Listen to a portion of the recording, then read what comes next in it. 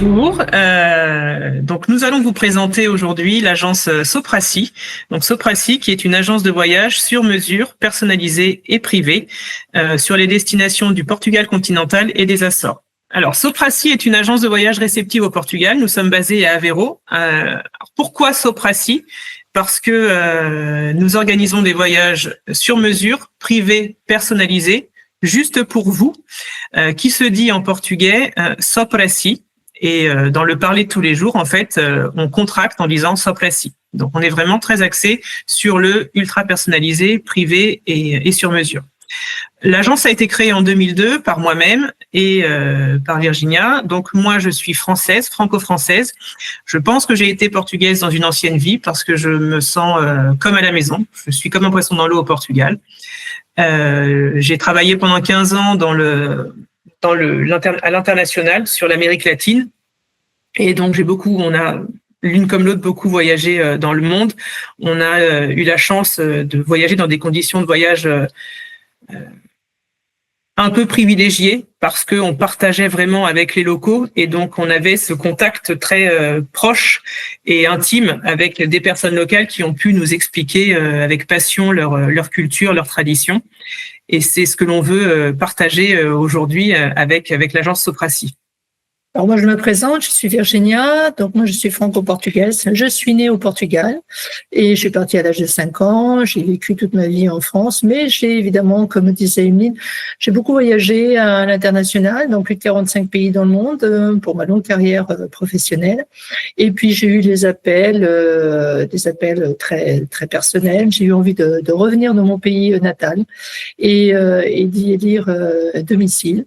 Donc voilà, en 2019, je suis revenue et j'avais envie de changer de vie et j'ai parlé avec Emeline et l'envie de créer cette agence de voyage sur mesure est apparue. Et puis voilà, nous sommes très fiers et très contentes d'être là et de vous expliquer Sopracy. Voilà, et puis donc de vous faire connaître le Portugal hors des sentiers battus. Et notre leitmotiv au quotidien, c'est d'organiser des voyages de qualité avec sourire et bonne humeur. C'est ce que tous nos clients nous disent. On a toujours le sourire, comme le montre la photo.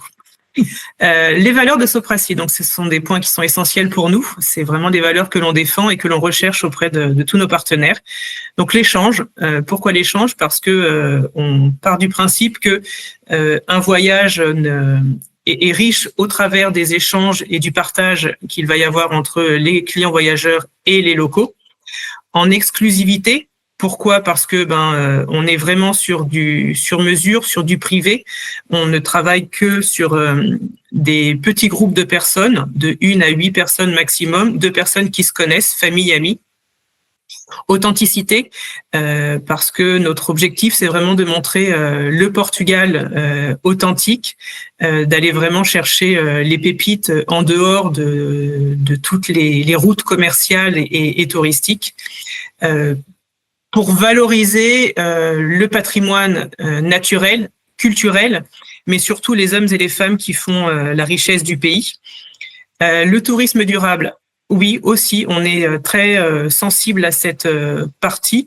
Alors, on ne prétend pas être 100% durable, parce que qui peut l'être ? En tout cas, notre objectif, c'est vraiment de faire le maximum pour tendre chaque jour vers un tourisme plus responsable. Donc, on travaille avec des associations soit qui sont très axées au niveau de la sensibilisation et de la préservation de l'environnement, avec qui on organise des expériences pour nos clients voyageurs, et puis aussi avec d'autres associations. Notre objectif étant d'aller chercher des expériences, d'aller faire des expériences et découvrir des zones qui sont des zones plutôt en voie de désertification pour aller redynamiser l'économie dans ces zones du Portugal. Et la passion, pourquoi ? Parce que Virginia et moi, on est l'une comme l'autre passionnés par le Portugal, par notre travail, par l'organisation de voyages authentiques à l'image de chaque client. Et puis, on ne recherche recherche la même chose chez nos partenaires. Donc, nous nous entourons de partenaires qui sont passionnés, passionnants et qui ont un plaisir fou à partager leur passion, leur art et leur combat. Alors, notre vision du voyage, elle est c'est celle-ci. Donc, ce qu'on veut, c'est éveiller la curiosité. Pourquoi? Pour ouvrir le champ des connaissances sur le Portugal, proposer des expériences qui sont accompagnées donc de nos partenaires passionnés, passionnants et engagés, comme je viens de le dire, permettre un enrichissement qui va être à la fois intellectuel, émotionnel, de tous. C'est essentiel pour nous que le voyageur s'enrichisse, mais aussi que les partenaires s'enrichissent. C'est un échange. Et puis, être force de proposition et de conseil pour que le séjour soit vraiment en harmonie avec les attentes. C'est-à-dire que quand un client nous dit « je veux partir dans l'Algarve, mais je ne supporte pas la foule, je veux y aller au mois d'août », on va être honnête et on va lui dire que l'Algarve au mois d'août, c'est bondé de monde et que ça ne répondra peut-être pas à ses attentes. Et donc, on lui proposera d'autres options qui répondront à ses attentes. On partagera avec lui ses attentes, enfin ces options-là, pour qu'il puisse finalement prendre la décision en toute connaissance de cause. Et cette vision, c'est donc, pour pouvoir répondre à ces 4 points essentiels pour nous, c'est de l'organisation d'un voyage qui est totalement sur mesure, privé, personnalisé, pour les clients voyageurs. Et pour Sopracy, chaque client est exclusif, spécial et unique. Et donc, nous créons, avec passion et implication, un voyage qui va être à la mesure de chaque client. Nous avons autant de voyages que nous avons de clients. Alors, pourquoi organiser un voyage au Portugal avec Sopracy? Voyage entièrement sur mesure et privé, donc ça je l'ai déjà dit. Le voyage est unique, exclusif, il va être créé totalement en fonction des attentes, des goûts, des contraintes de chaque client. Nous n'avons aucun circuit qui est déjà tout prêt. Tous les itinéraires sont ultra personnalisés en fonction des envies des clients. Ce sont des séjours de qualité. Nos guides sont experts, accueillants, passionnés et passionnants. Ils répondent strictement aux valeurs de Sopracy. Donc, nos partenaires partagent les mêmes valeurs que nous. Nous recherchons toujours des hébergements de charme, confortables et accueillants, qui répondent aussi à ces valeurs. Les expériences sont exclusives, hors des sentiers battus, et on cherche toujours à allier l'intérêt culturel et le partage humain. Et puis, nous avons toujours un suivi rigoureux et personnalisé avant, pendant et après le voyage. C'est-à-dire que le voyage en lui-même est organisé, il est totalement sur mesure et personnalisé, mais le suivi l'est aussi. C'est-à-dire qu'on va vraiment s'adapter aux envies du client pendant le voyage. Il veut beaucoup de contacts, nous aurons beaucoup d'échanges avec lui. Il en veut moins, nous en aurons moins. Mais nous aurons toujours un œil avisé et nous chercherons toujours à montrer notre présence s'il a besoin de nous. Alors, quand on parle du Portugal, les destinations mises en avant. Alors, je vais intervenir un petit peu parce qu'elle parle beaucoup, mais on va intervenir aussi. On travaille toujours à deux, évidemment, sur l'ensemble des voyages que nous organisons pour avoir, évidemment, beaucoup plus d'idées, d'opinions, de choses à mettre en place pour satisfaire nos clients.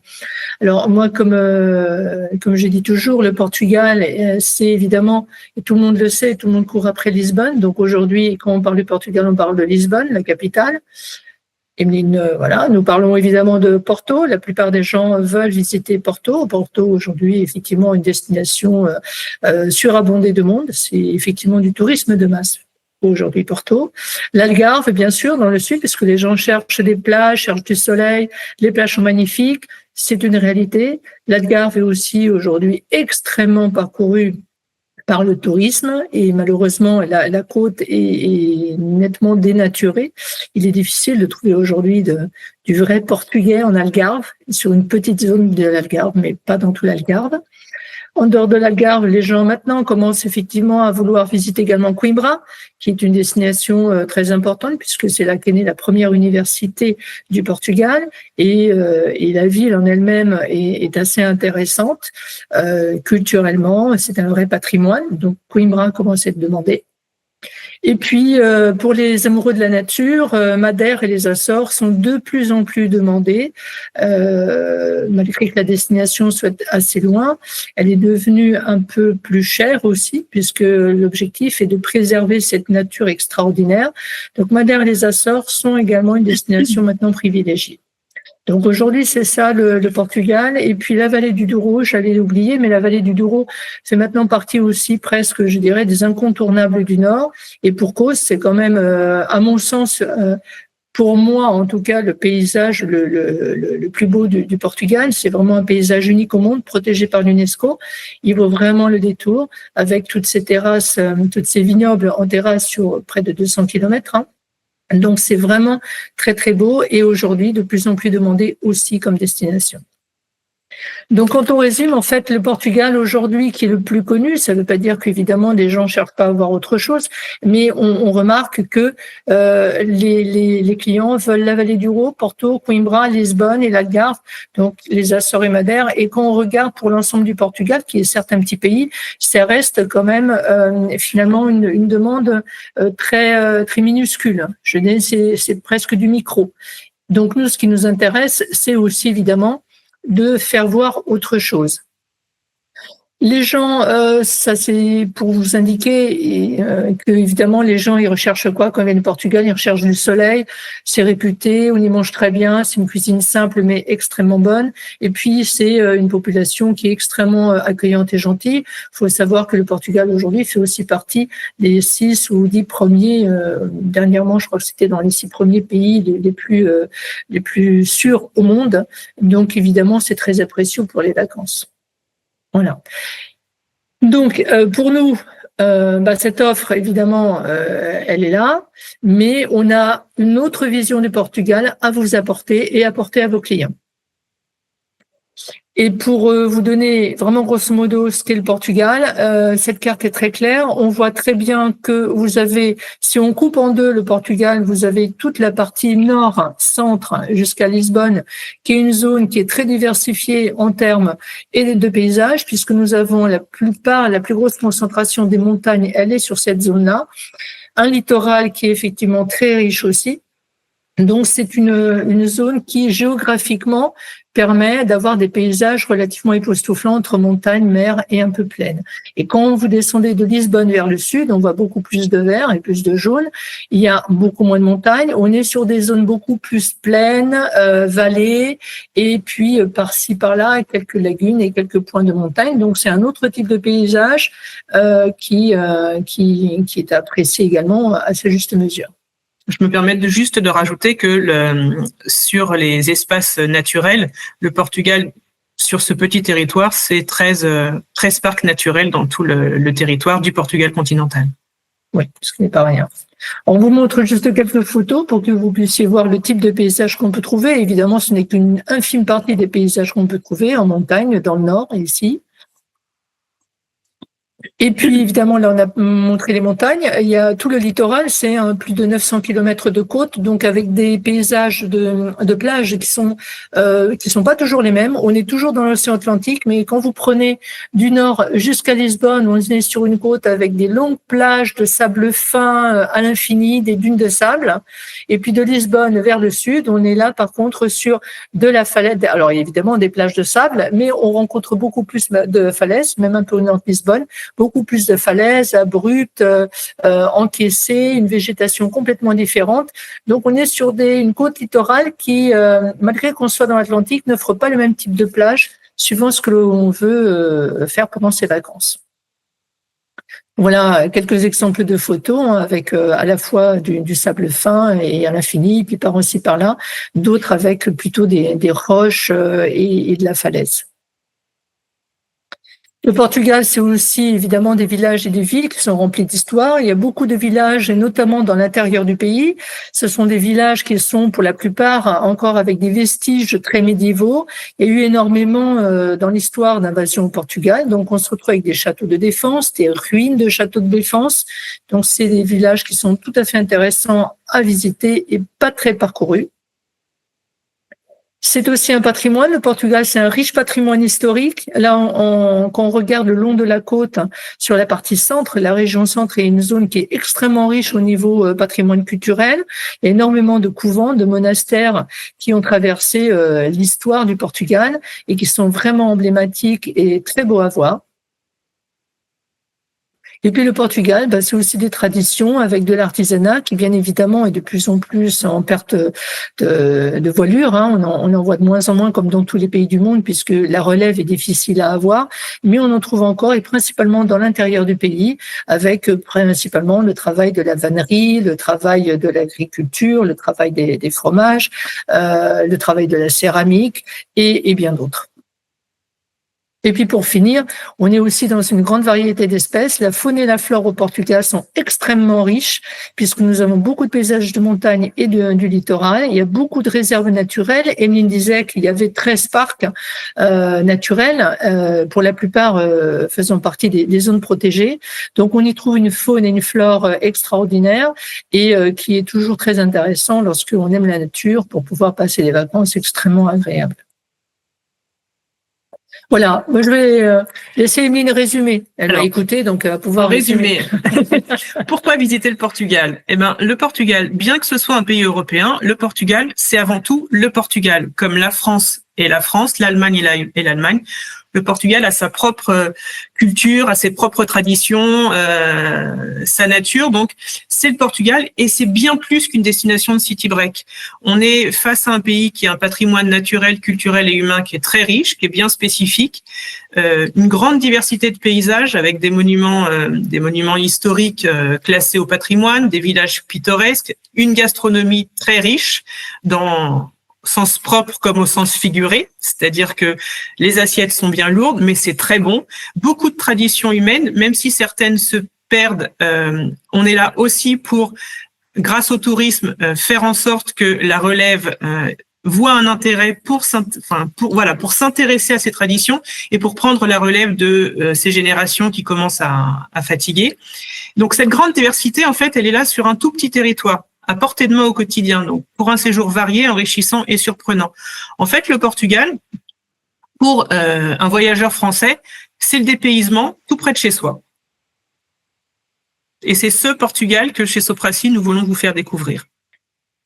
On est donc dans le Portugal le plus visité, au Portugal le moins connu. Notre objectif, offrir d'autres perspectives du Portugal. Donc, comment ? Alors, comment on va donner juste vraiment une petite approche expérientielle, donc c'est-à-dire quelques expériences telles que nous on les voit, mais assez rapide. Évidemment, c'est une infime partie de ce que l'on peut vous proposer à tous nos clients. On va pas faire ici toutes les expériences. Ce sont des expériences qui permettent de favoriser le partage, comme on l'a dit. On cherche toujours à montrer chaque lieu sous différentes perspectives, d'une autre façon, tout à fait autrement, et on cherche surtout à faire appel à tous les sens de tous nos clients parce que on veut qu'ils vivent des émotions fortes et qu'ils les partagent. Donc ça, c'est la façon que l'on a de créer nos voyages. Donc en fait, par exemple, dans la région nord du Portugal, juste un exemple d'expérience. Encore une fois, nous on parle pas de circuit là, mais d'expérience que l'on veut faire vivre. On peut tout à fait faire vivre et voir des villages historiques tels que on a parlé de Guimarães, Braga, il y a Porto qui est incomparable. On a aussi évidemment dans ce village historique, à côté de ça, on aime à montrer les ponts, les légendes qui tournent autour de ces villages historiques. On cherche à montrer la nature au travers des montagnes, des parcs naturels. Donc ça, c'est ce qu'on trouve dans la région nord et ce qu'on aime évidemment à montrer. Mais ce que l'on aime à montrer, finalement, ça, c'est un petit peu, je dirais, la couverture. Et nous, ce que l'on veut faire vivre dans cette région, c'est de faire partager l'artisanat qui est transmis de génération en génération. Donc, on fait aussi partager des workshops de filigrane. On a des partenaires qui vont faire travailler la poterie. On peut montrer comment est fait la broderie. On cherche à développer gustativement et à faire connaître la gastronomie typique avec nos partenaires qui peuvent faire, par exemple, sur Porto, on peut aussi faire un tour de Porto gustatif. Et puis, il y a toute la région vitivinicole du Nord. Donc, tout à l'heure, on parlait de la vallée du Douro. Et là, évidemment, on a aussi des partenaires qui peuvent faire vivre des expériences inédites pour faire goûter ces vins excellents. Voilà, donc là c'est un petit peu ce que j'étais en train de vous expliquer, mais de façon plus complète. On aime à faire des randonnées, par exemple avec notre partenaire qui est un véritable érudit, qui est un producteur local, qui va faire découvrir avec toute son approche historique et qui va au sein de cette randonnée vous donner beaucoup d'explications et finir chez lui avec une dégustation des vins de sa propriété, de miel, d'huile d'olive que lui-même produit. Et ça, je dirais presque en famille. Donc, c'est ce côté partage et approche que l'on aime à faire découvrir. Également, dans le Nord, ce qu'on va pouvoir faire, c'est par exemple commencer un parcours dans les montagnes du Nord avec un workshop autour de la confection de pain de maïs, qui est très traditionnel. Aujourd'hui, il est fait de façon, évidemment, on en fait de moins en moins, mais on a contact avec une dame qui le fait chez elle et on va pouvoir expliquer comment le faire. Le client va pouvoir ensuite aller faire une belle randonnée dans la nature, revenir et déguster son propre travail puisqu'il aura fait son propre pain. Et le pain sera tout chaud. Et donc là, on part un peu sur la région centre du Portugal, où c'est pareil, cette région offre un littoral très diversifié, donc avec une grande quantité de villes et villages de pêche. On a le village de Nazaré, Vagueira, où il y a encore une pêche traditionnelle qui s'appelle la pêche selon l'art Chavga. Et on est là sur toute une zone de plage avec des zones de sable fin à perte de vue. Donc c'est le paradis des surfeurs, c'est le paradis des marcheurs aussi pour prendre les bons embruns. Des massifs montagneux impressionnants, parce qu'on est quand même dans une zone très très verte, plus vers l'intérieur du pays, où on a des paysages naturels, il y a des cascades, des plages fluviales. On est sur la Serra da Estrela, le point culminant du Portugal continental, Serra do Açores, Serra de Lausanne, avec toute la zone des villages de schiste. Justement, on y vient, les villages historiques de granit et de schiste qui sont donc vraiment dans les sommets où il peut y avoir aussi des randonnées au travers de tous ces villages. Donc Trancoso, Marialva qui sont des villages historiques plus vers la frontière espagnole. La région centre, c'est aussi une région avec encore beaucoup d'artisanat qui continue aussi à être transmis de génération en génération, mais on sent quand même que ça devient un peu difficile, mais le travail de la céramique est très très développé sur la région centre, essentiellement sur Aveiro, la vannerie, le textile et la laine. Il y a une riche gastronomie assez typique aussi, les fameux emous d'Aveiro. Et puis le conchon de lait de la Bairrada qui est accompagné toujours de son petit mousse rouge, c'est important. Et la région centre est une région qui est très très riche aussi en termes de vitiviniculture. Il y a 5 régions qui prédominent dans la région centre. Donc on a les vins du Dão qui sont plus proches de la zone de la Serra da Estrela en montagne, la Bairrada qui est le berceau du mousseux au Portugal, Beira intérieur, Beja e Tejo, où là on est plus dans la zone un peu plus au sud où on se rapproche de Lisbonne. Et qu'est-ce qu'on peut vivre en fait aussi comme expérience dans la région centre parce que pour nous, vous l'avez compris, l'humain est au cœur de nos voyages et donc on est vraiment dans l'organisation d'expériences de partage avec les locaux. Donc ça peut être des randonnées pour explorer les paysages de la montagne Serra do Arrastal, qui est une montagne à peu près une demi-heure de la région d'Aveiro, avec notre partenaire qui est un enfant de la région. On apprend sur la fascinante histoire des mines qui étaient jadis exploitées, donc qui exploitaient le plomb. Et puis on va à la rencontre d'artisans et surtout on déguste des bons produits de confection locale, confiture, fromage et petits gâteaux. On a aussi là sur un type d'expérience qui est un petit peu plus citadine. C'est-à-dire que à Coimbra, on a notre partenaire qui est un partenaire francophone, professeur d'histoire à l'université de Coimbra. Il a fait sa thèse sur la révolution des œillets. Il est passionné par Coimbra, il est passionné par l'histoire.